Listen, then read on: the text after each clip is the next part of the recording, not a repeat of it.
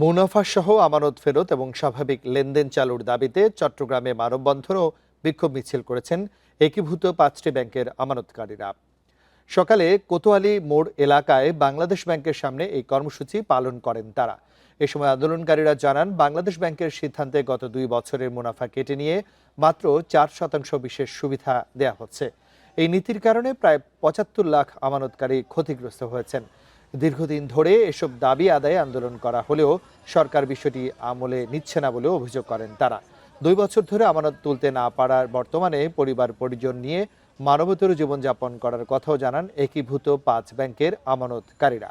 দাবি আদায়ে 245 জন সংসদ সদস্যকে ডাকযোগে চিঠি দেন তারা। দ্রুত এসব দাবি না মানলে আগামীতে কঠোর আন্দোলনের হুমকিও দেন তারা। প্রতি সপ্তাহে সর্বোচ্চবার বিকাশ পেমেন্টে 50 জন হবেন পেমেন্ট চ্যাম্পিয়ন। জিতে নিন টিভি সহ আকর্ষণীয় সব প্রাইজ। আমাদের ব্যাংকের নিরাপত্তা, আমি ব্যাংকের মধ্যে আমরা টাকা দিব, আমাদেরকে টাকা দিবে, আমাদের ব্যাংকের নিশ্চয়তা দিতে হবে। আমরা টাকা না পেলে আমাদের বাচ্চাদের লেখাপড়া করাতে পারতেছি না। হেয়ার কাট নামক যে একটা যন্ত্র আমাদের কাঁধের উপরে চাপিয়েছে।